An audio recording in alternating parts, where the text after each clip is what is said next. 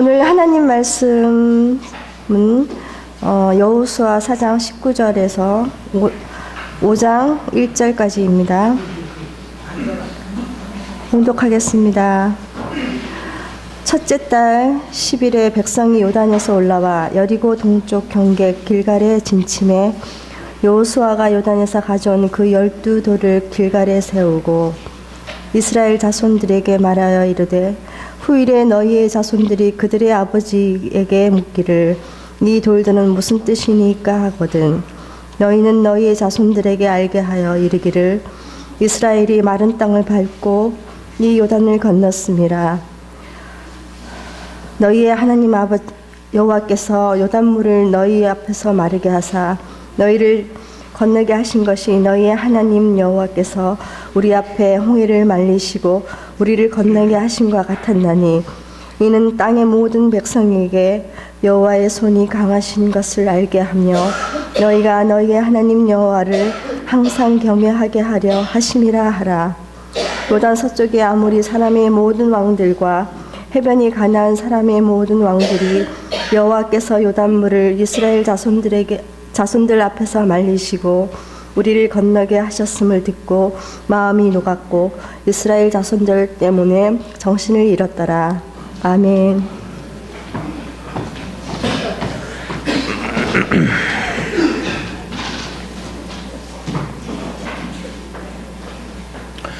예, 이렇게 환절기 때문에 감기에 걸리신 분들이 많이 있는 것 같습니다. 그래서 곳곳에서 이렇게 기침하는 소리가 자주 들리네요. 여러분, 이렇게 사람의 이름을 들으면 딱 떠오르는 이미지가 있습니다. 아, 그 사람 이런 사람이자는 그게 딱 떠오르는 게 있죠. 여러분, 백범 김구 하면은 어떤 이미지가 떠오르세요? 백범 김구? 나라의 독립을 위해서 이렇게 평생을 산 사람. 그다음에 이순신 장군 하면 딱 뭐가 떠오르십니까? 예? 거북선, 또 광화문, 광장의 이순신 동상, 아니면 신에게는 아직 12척의 배가 남아 있습니다라는 그 명량의 영화. 아무튼 나라를 위해 이렇게 헌신한 장군이죠. 자, 그러면은 우리 박찬호 하면은 뭐가 떠오르세요? 야구가 딱 떠오릅니다. 박찬호 야구가 떠오릅니다. 개인적인 얘기지만 이 박찬호랑 저랑 고등학교 동창입니다. 자, 왜 우아하세요? 자, 3학년 때 같은 반이었어요. 그런데 이 박찬호가 이렇게 유명해질지 몰랐습니다. 예. 이렇게 한국 야구사에 큰 획을 긋는 유명 인사가 될지 몰랐어요. 그거 알았으면 좀 친하게 지냈을 텐데, 아무튼 박찬호 하면 야구가 딱 떠오릅니다. 그러면은 여호수아 하면 딱 뭐가 떠오르세요? 여호수아 하면 딱 뭐가 떠오릅니까? 가나안 땅에 들어갈 때 이스라엘 백성들을 이끌어간 지도자. 예. 지도자라는 딱 이미지가 딱 떠오르죠. 여호수아. 예. 여호수아 하면은 딱 가나안 땅의 이스라엘 백성들을 이끌고 간 지도자라는 인식이 우리에게 있습니다. 그리고 그 인식대로 그는 한평생 이스라엘 백성들을 가나안 땅에서 하나님의 말씀대로 살 수 있도록 이끌어간 지도자입니다. 여호수아는 에브라임 지파 사람입니다. 에브라임 지파 사람이고 요셉의 자손입니다. 요셉의 자손인데요. 원래 이름은 여호수아가 아니라 호세아였습니다. 호세아.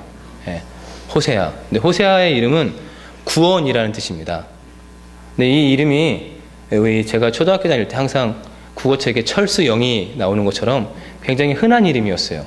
저는 호세아라는 이름이 이스라엘 백성들 중에서 상당히 많이 있는 이름이었습니다. 근데 모세가 호세아를 불러서 내가 이름 바꿔줄게 하면서 이름을 여호수아로 바꿔줬습니다.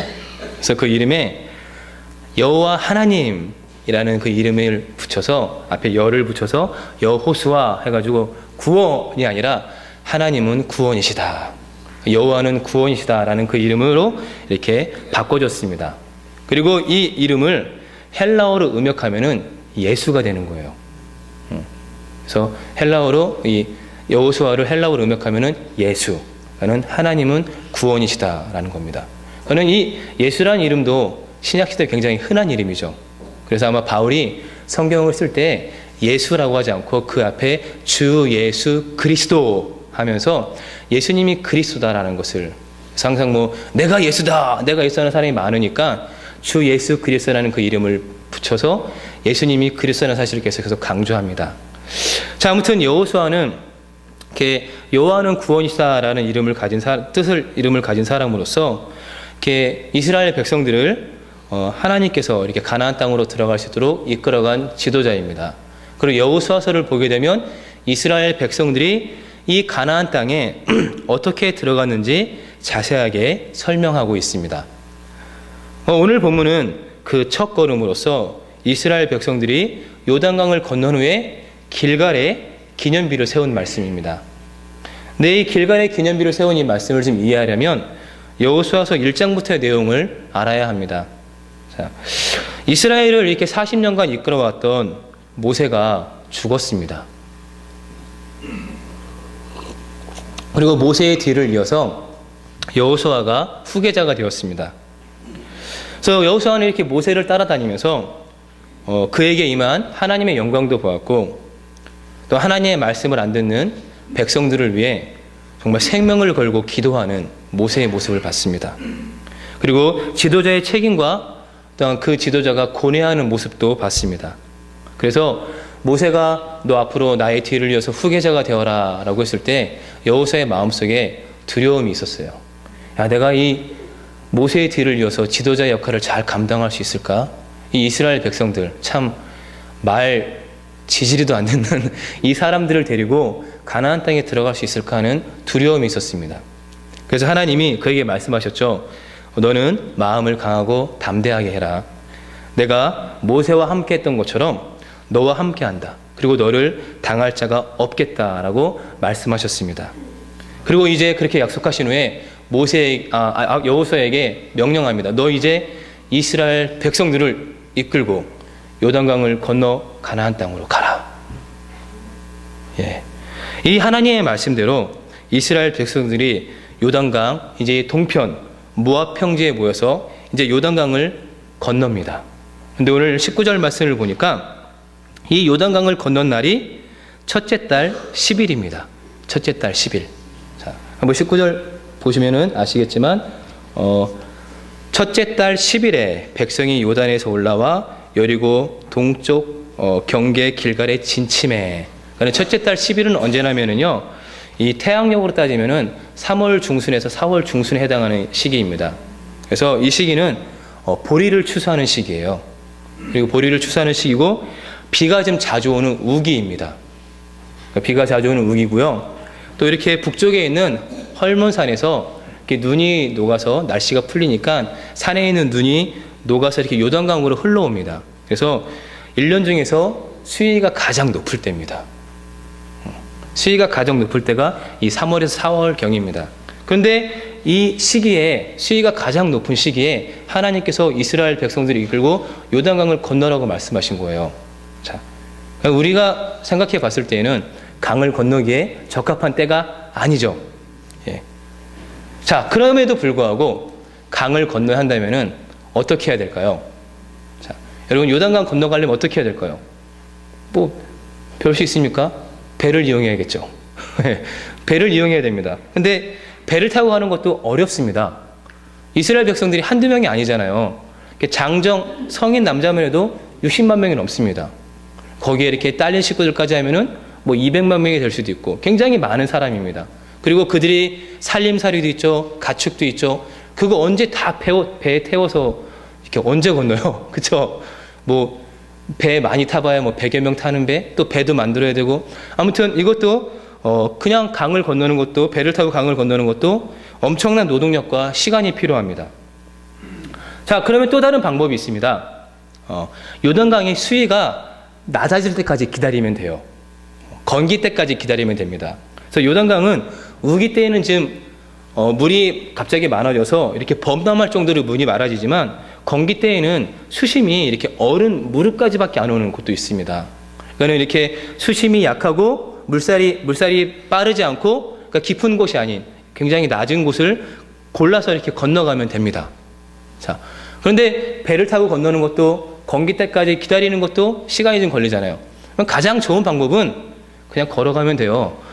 자, 한번 지도 혹시 안우성 목사님 지도 한번 보여주시겠습니까? 자, 이스라엘 지도 보게 되면은 여기가 이제 모압이잖아요. 모압 평지거든요. 그러면 하나님께서 이들에게 말씀하실 때 이 모압에서 여기로 지나가서 여기 사해 위쪽에 있는 요단강을 건너서 길갈로 가라는 겁니다. 그러면 여기에서 굳이 갈 필요가 없죠. 이렇게 돌아서 이렇게 가면 됩니다. 예. 이거 며칠 안 걸립니다. 그 이스라엘 백성들 40년 동안 광야에서 떠돌았는데 뭐 40년 동안 돌아다녔는데 며칠 걸리는 거 아무것도 아니죠. 이렇게 육로에서 가면은 가장 안전합니다. 그런데 하나님의 생각은 달랐습니다. 하나님의 생각은 우리의 생각과 달라요. 여호수아에게 분명하게 말씀하십니다. 너 백성들을 이끌고 이제 요단강 앞으로 가라. 그리고 또 친절하게 요단강을 건너는 방법을 가르쳐 주십니다. 언약궤를 맨 제사장들이 이 백성들 앞에서 행진하다가 요단강가에 도착하면 발을 물속으로 넣어라. 그러면 그들의 발이 요단강 물에 닿으면 흘러내리던 물이 멈추고 뚝이 쌓일 것이다. 그리고 백성들은 이 물이 마른 강을 건너면 된다라는 겁니다. 이거 좀 무모한 방법 아닌가요? 자, 우리 이성적으로 생각해 봤을 때 참 무모한 방법입니다. 근데 여호수아에게는 무모한 방법이 아니었어요. 여호수아는 이미 홍해를 건너본 사람이잖아요. 이 요단강에 비하면은 홍해는 정말 엄청난 길이죠.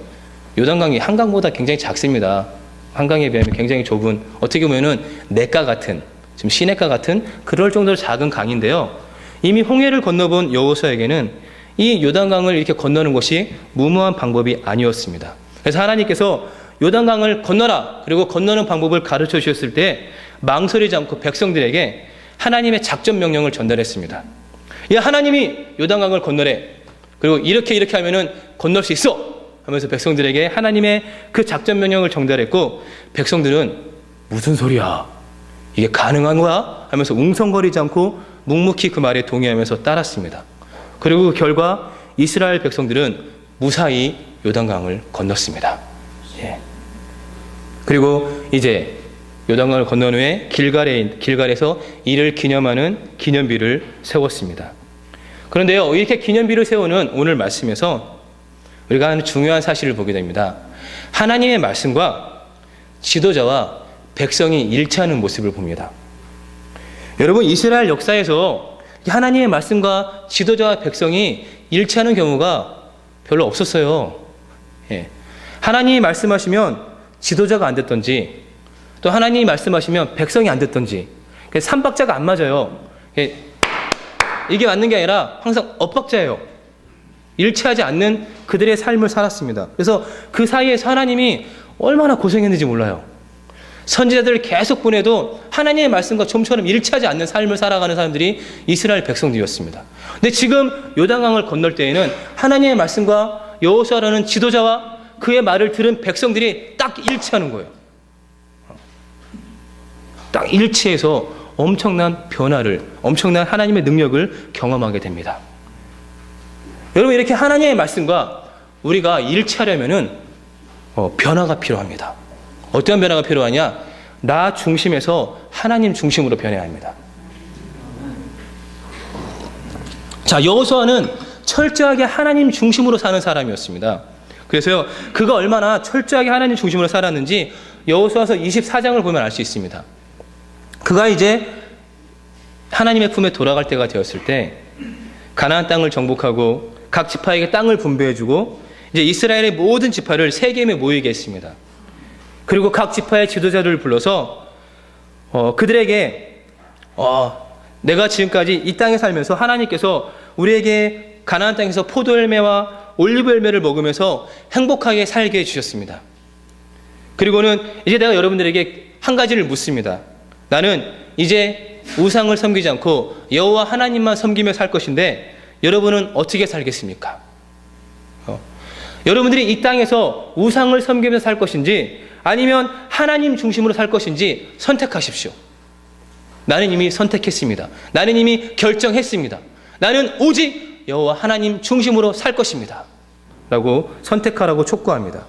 그리고 이 여호수아의 말을 들었을 때 백성들도 예, 우리도 당신처럼 오직 여호와 하나님만 섬기면서 살겠다고 결단했습니다. 예, 우리도 하나님 중심의 삶을 살아야 할지 아니면 우상을 섬기면서 나 중심의 삶을 살아야 할지 결단해야 합니다. 그런데 이렇게 결단하기가 쉽지 않습니다. 코페르니쿠스가 지구가 우주의 중심이라는 천동설을 거부하고 지구는 태양 주위를 1년에 한 번 도는 별에 지나지 않는다고 지동설을 발표했을 때 당시에 그냥 인식체계, 종교관을 완전히 흔들었던 것처럼 나 중심에서 하나님 중심으로 살겠다는 것은 그러한 결단은 우리의 인식체계의 변화를 요구합니다. 나의 삶이 이제 내 인생의 주인이 내가 아니라 하나님이라는 것을 인정하는 거잖아요. 하나님 중심으로 살겠다는 것은 이제 하나님의 말씀을 따라 살고 내가 그를 위해서 나의 모든 인생을 드리겠다는 결단이기 때문에 이러한 인식체계의 변화는 하루아침에 이루어지지 않습니다. 여러분, 아브라함을 보십시오. 아브라함이 내가 너를 큰 민족이 되게 하고 복을 주어서 크게 이름을 떨치게 하겠다는 그 하나님의 말씀을 듣고 하란을 떠나서 가나안으로 갔습니다. 그리고 아들 이삭을 낳기까지, 근데 가나안으로 갔지만 그가 온전히 하나님의 말씀으로 살지는 못했습니다. 아들 이삭을 얻기까지 영적으로 무감각해져서 하나님을 신뢰하지 못하고 부끄러운 일을 하게 됐습니다. 하지만 한 가지, 하나님 중심의 삶의 태도를 몸에 익혔습니다. 그래서 하나님이 부르시면 즉시 응답하고 그분이 원하시면 어디든 가려는 자세가 그에게 있었습니다. 그래서 한동안 침묵하시던 하나님이 그에게 나타나서 아브라함아 하고 부르시자 예, 제가 여기에 있습니다 라고 응답하면서 하나님의 말씀에 즉각 응답하는 삶을 살았습니다. 예, 아브라함이 제가 여기에 있습니다 라는 말은 단순한 대답이 아니라 하나님이 말씀하시는 대로 살겠다는, 하나님이 말씀하시는 대로 하겠다는 그러한 의미를 담고 있습니다. 그러니까 아브라함은 하나님이 원하시면 무엇이든지 하겠다는 하나님에 대한 절대적인 신뢰가 있었고 하나님 중심으로 살겠다는 그러한 결단을 하면서 살아간 사람이 아브라함이었습니다. 그래서 이삭을 모리아에 있는 산에 가서 번제로 드리라는 그 하나님의 말씀을 들었을 때 즉각 순종할 정도로 하나님 중심의 삶을 살았습니다. 여러분, 믿음이 성장한다는 말은 나 중심에서 하나님 중심으로 변화되는 것을 말합니다. 중심을 어디에 두느냐에 따라 인생이 달라집니다. 삶의 중심을 내가 아닌 하나님께 두시기 바랍니다. 힘들고 어려워도 하나님 중심으로 살아가는 그리스도인들이 되시길 바랍니다. 자, 조금 전에 요단강을 건넌 여호수아와 이스라엘 백성들이 길갈에 기념비를 세웠다고 했습니다. 자, 그렇다면 우리가 한 가지 생각해 봅시다. 왜 그들이 길갈에 기념비를 세웠을까요? 그 이유를 한번 생각해 보기를 바랍니다. 자, 오늘 말씀해 보게 되면은 그 이유가 분명하게 나와 있습니다. 자, 우리 21절과 22절을 다시 한번 읽어보도록 하겠습니다.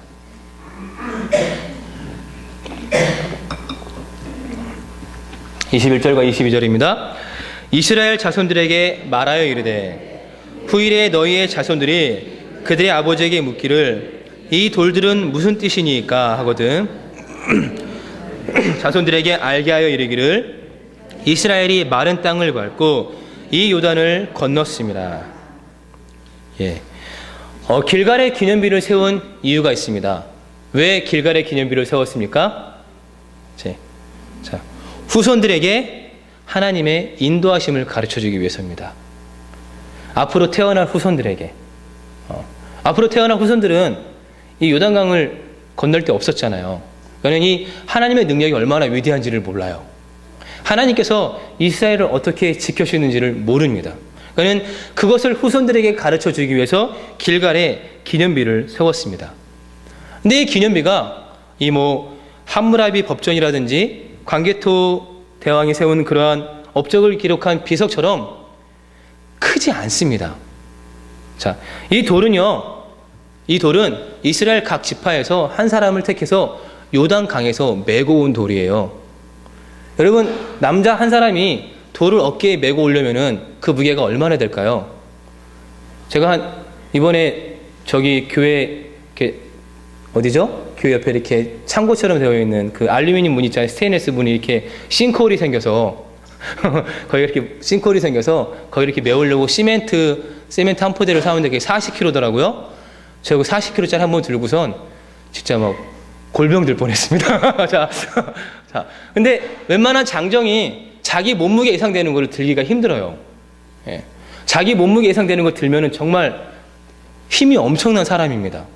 보통 자기 몸무게 뭐 반 정도 되는 그 정도 되는 무게는 들 수 있어도 자기 몸무게에 해당하는 돌을 들기가 어렵습니다.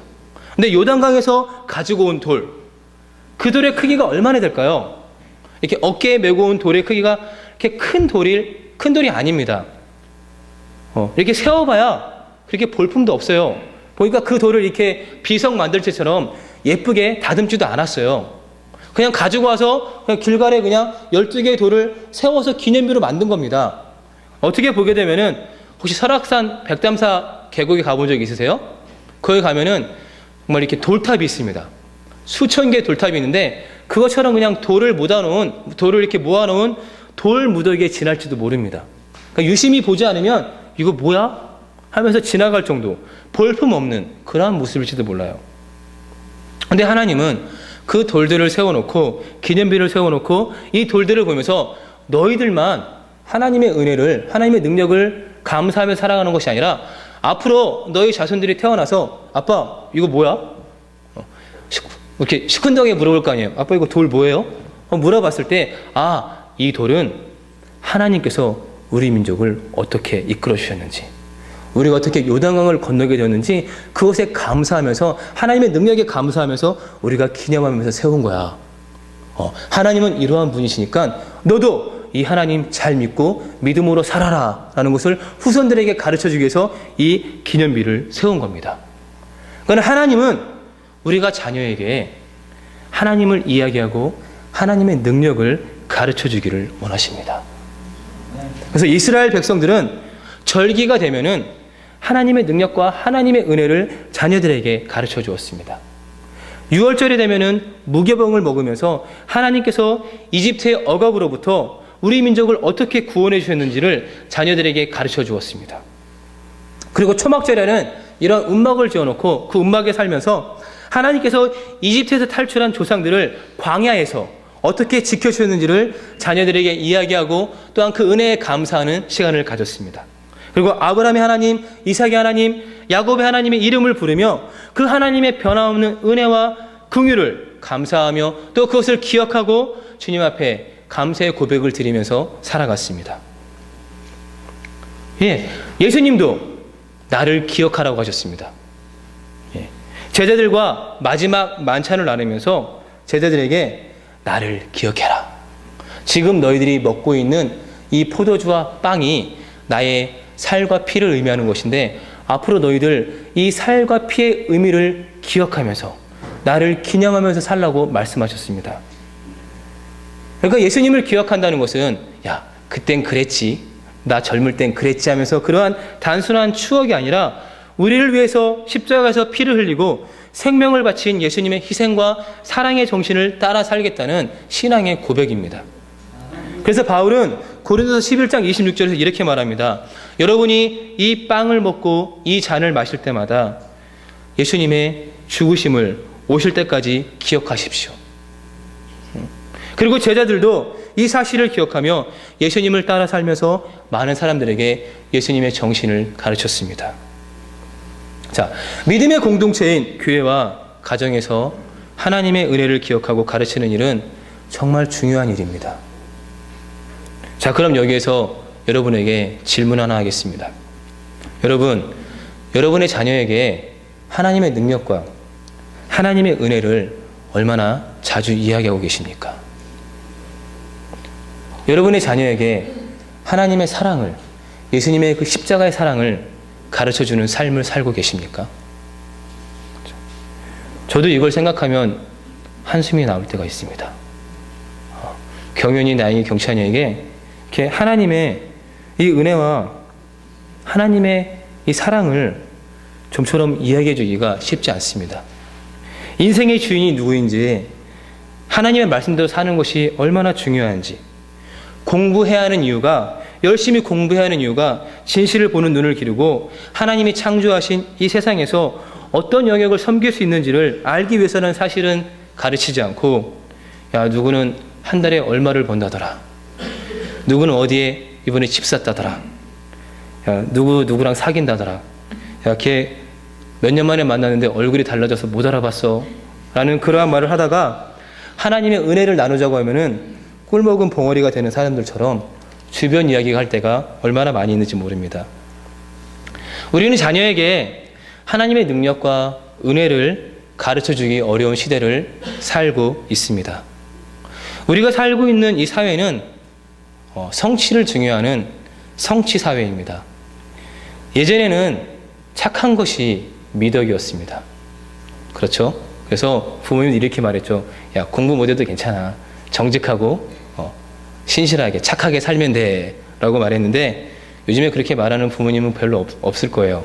지금은 착함이 미덕이 아니라 능력이 미덕입니다. 능력 있는 사람이 대접받고 능력 있는 사람이 인정받는 사회를 살고 있습니다. 능력에 따라 서열이 매겨지고 능력에 따라 몸값이 결정됩니다. 같은 직장에서 일해도 능력에 따라 다른 연봉을 받는 것을 당연하게 생각하는 시대를 살고 있습니다. 사람의 가치는 희미해지고 사람의 가격은 뚜렷해지는 시대를 우리가 살고 있습니다. 자, 이런 사회가 요구하는 인재로 키우다 보니 이 사회에서 그리스도인이 어떻게 살아야 하는지, 신앙인이 어떻게 살아야 하는지 가르칠 여유가 없습니다. 자, 그리고 또 이해하기 힘든 가치관이 아이들을 지배하려는 시대에 살고 있습니다. 얼마 전에 청소년부 학생들과 레위기 19장을 읽으면서 거룩한 삶에 대해서 이야기를 나눴습니다. 레위기 19장 보게 되면은 거룩한 삶을 살라고 하나님이 말씀하시는데, 부모님을 존경하는 것도 거룩한 삶이고, 어려운 사람들을 도와주며 살아가는 것도 거룩한 삶입니다. 그리고 또 성적으로 정결하게 사는 것도 거룩한 삶입니다. 그런데 그 이야기를 하다가 동성애 이야기가 나왔습니다. 동성애에 대해서 어떻게 생각하세요 하면서 그 동성애 이야기를 하다가 제가 깜짝 놀랐습니다. 중학교 3학년인데요. 그 학생이 다니는 학교에서 수업 시간에 동성애를 갖고 이렇게 토론을 했대요. 그런데 학생의 절반이 동성애를 지지한다고 합니다. 뭐 당연한 거죠. 그냥 자기가 동성이면 어때요? 사랑하는 건데 그 마음으로 그냥 동성끼리 살면 되죠 하면서 절반의 학생이 그 동성애를 지지했다고 합니다. 자, 이 정도면 우리 청소년들이 혼전 동거나 뭐 낙태나 자살, 그러한 폭력 등 사회 문제에 대해서 어떻게 생각하고 있을지 대충 짐작이 되죠. 예. 그러한 시대를 우리 자녀들이 살아가고 있습니다. 자, 이러한 시대를 살아가고 있는 우리 자녀들에게 우리는 지금 무엇을 들려주고 있습니까? 하나님의 그 능력과 하나님의 은혜를, 예수님의 그 십자가의 사랑과 보혈의 능력을 들려주고 있습니까? 아니면 침묵한 채 이 사회에서 요구하는 인재를 만들기 위해 아둥바둥하면서 살고 있습니까? 자, 길갈의 기념비를 세운 또 다른 이유가 있습니다. 우리 한번 24절 말씀을 같이 읽도록 하겠습니다. 함께 읽겠습니다. 이는 땅의 모든 백성에게 여호와의 손이 강하신 것을 알게 하며 너희가 너희의 하나님 여호와를 항상 경외하게 하려 하심이라 하라. 예, 후손에게 하나님의 능력을 가르쳐주기 위해서 기념비를 세웠을 뿐만 아니라 또 두 가지 이유가 있습니다. 첫째로는 가나안 사람들에게, 땅의 모든 백성에게 하나님의 능력을 가르쳐주기 위해서입니다. 자, 그럼 여호수아는 이 기념비를 세움으로 해서 하나님의 능력이 얼마나 강하신가를 가나안 사람들에게 보여주기를 원했습니다. 그리고 또 가나안 사람들에게 보여주는 것이 아니라 이 기념비를 세움으로 해서 이 땅에 살고 있는 모든 사람들에게 하나님이 얼마나 강한 능력을 갖고 계신지를 보여주기를 원했습니다. 그래서 길갈에 기념비를 세웠습니다. 자, 또 다른 이유가 있습니다. 또 다른 이유는 여호와 하나님을 항상 경외하면서 살게 하기 위해서 길갈에 기념비를 세웠습니다. 여러분, 경외는 하나님을 두려워하는 동시에 하나님의 존재를 인정하고 하나님을 꼭 붙들고 사는 겁니다. 자, 우리는 항상 하나님을 경외하면서 살아야 합니다. 자, 우리만 하나님을 경외하는 게 아니에요. 예수님도 하나님을 경외하면서 사셨습니다. 자, 황량한 광야에서 낮에는 뜨거운 열기와 밤에는 갑자기 차가워진 추위를 견디며 40일 동안 금식하고 나서 사탄에게 3가지 시험을 받으셨죠. 자, 그래서 예수님이 아무것도 먹지 않고 이렇게 배가 고플 때 사탄이 짜잔 하고 나타나서 네가 하나님의 아들이거든 이 돌더러 빵이 되라고 말해봐라. 자, 이 말을 들었습니다. 굉장히 큰 시험이었을 것 같아요. 여러분, 사흘 굶고 도둑질하지 않을 사람 없다는 속담대로 배고픔과 굶주림의 문제는 육체를 가지고 살아가는 사람에게 중요한 문제입니다. 우리 가끔 뉴스 보게 되면은 이 배고픔과 굶주림의 문제가 해결되지 않아서 스스로 목숨을 끊었다라는 그런 뉴스를 보잖아요. 그는 사람의 생명과 직접적으로 연관되어져 있는 문제입니다. 예수님 때에도 먹는 것이 중요한 문제였습니다. 예수님 시대의 민중들은 대부분 굶주림으로 고통당하고 있었습니다. 자, 그런 사람들의 고통을 절실하게 보면서 자란 예수님에게 돌을 빵으로 바꾸라는 사탄의 유혹은 큰 시험거리였습니다. 그런데 예수님이 이 사탄의 시험을 딱 말씀 한마디로 물리치시죠. 자, 뭐라고 하십니까? 사람이 빵으로만 살 것이 아니다. 하나님의 말씀으로 산다. 하면서 그 시험을 물리쳐버립니다. 자, 우리가 여기서 오해하지 말아야 할 것이 있습니다. 자, 예수님은 결코 먹고 사는 것의 중요성을 무시하시지 않습니다. 예수님의 사역을 한번 보십시오. 먹을 것이 없어서 배고파하는 사람들에게 예수님이 양식을 주셨습니다. 그래서 오병이어와 칠병이어의 기적을 행하셨잖아요. 그리고 굶주린 자에게 먹을 것을 주고 헐벗은 자에게 입을 것을 줘라. 그것이 앞으로 너희들이 살아가야 할 삶의 방향이다 라고 제자들에게 말씀하셨습니다. 그는 먹고 사는 문제가 얼마나 중요한지를 가르쳐 주셨어요.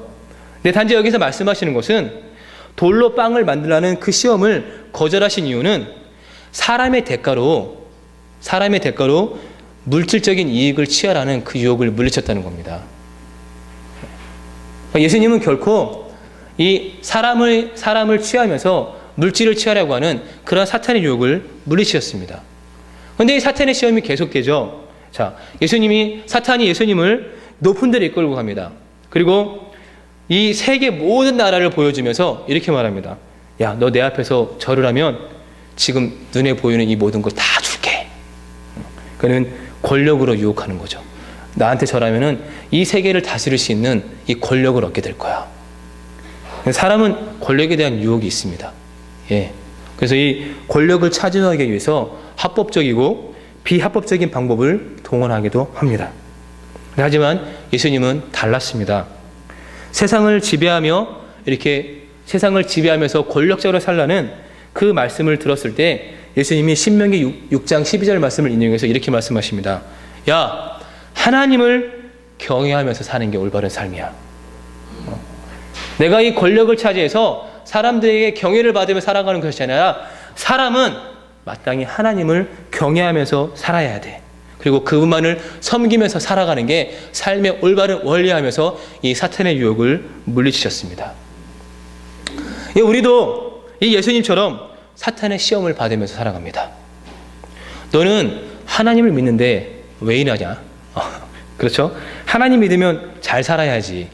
왜 하나님 안 믿는 나보다 더 못 사냐? 그런 말을 들으면 기가 죽을 때가 있죠. 예. 자, 제가 가끔 그럴 때가 있습니다. 이렇게 명절 때 이렇게 가면은 동생이랑 이야기하면서 기가 죽을 때가 있어요. 자,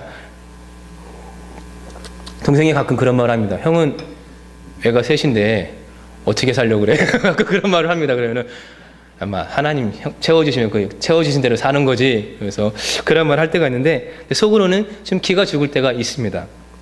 자, 또 하나님을 믿는데 나아지는 것이 없으면 내가 지금 하나님을 잘 믿고 사는 건가 하는 그런 의심이 들 때도 있습니다. 하나님을 믿고 열심히 신앙생활 하는데 형편은 갈수록 어려워지고 주변에 계속 어려운 일이 생기면은 내가 하나님을 잘 믿고 사는 거 맞나? 하나님이 나를 사랑하시는 거 맞나? 그러한 의심이 들어서 시험에 빠질 때도 있습니다. 그런데 세상은 우리에게 어떠한 성과를 요구합니다. 그 성과를 보면서 그러한 성과가 잘 많으면은 하나님께 복을 받은 것이라고 말합니다. 근데 하나님은 우리에게 성과를 요구하지 않습니다. 하나님 우리에게 바라시는 것은 하나님의 능력과 은혜를 기억하고 항상 하나님을 경외하면서 사는 삶입니다. 그러기 위해 우리는 하나님의 말씀을 기억하고 그 말씀에 순종하면서 살아야 합니다. 이게 하나님이 우리에게 원하시는 삶입니다. 우리 모두가 나 중심에서 하나님 중심으로 사는 사람이 되시기를 바랍니다. 그리고 우리 자녀에게 하나님의 능력과 은혜를 가르쳐주며 하나님의 말씀을 기억하며 항상 하나님만 경외하면서 살아가는 믿음의 사람들이 되기를 바랍니다. 하나님은 우리가 그러한 삶을 살기를 원하십니다. 자, 우리가 그렇게 살 때 어떠한 역사가 일어날까요?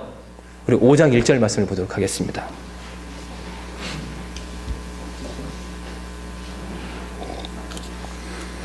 함께 읽겠습니다. 요단 서쪽의 아모리 사람의 모든 왕들과 해변의 가나안 사람의 모든 왕들이 여호와께서 요단물을 이스라엘 자손들 앞에서 말리시고 우리를 건너게 하셨음을 듣고 마음이 녹았고 이스라엘 자손들 때문에 정신을 잃었더라. 아멘. 예, 다른 거 필요 없습니다. 우리가 하나님의 말씀에 순종하면서 살아갈 때 그냥 사람들이, 하나님을 믿지 않는 사람들이 하나님의 능력을 보고 두려움에 떱니다. 그리고 이스라엘 자손들 때문에 정신을 잃은 것처럼 하나님을 경외하는 삶의 모습들을 보게 됩니다. 예, 우리가 이 사실을 기억하면서 언제나 하나님을 섬기며 하나님을 경외하며 살아가는 그리스도인들이 되시기를 주님의 이름으로 기원합니다. 찬양하겠습니다.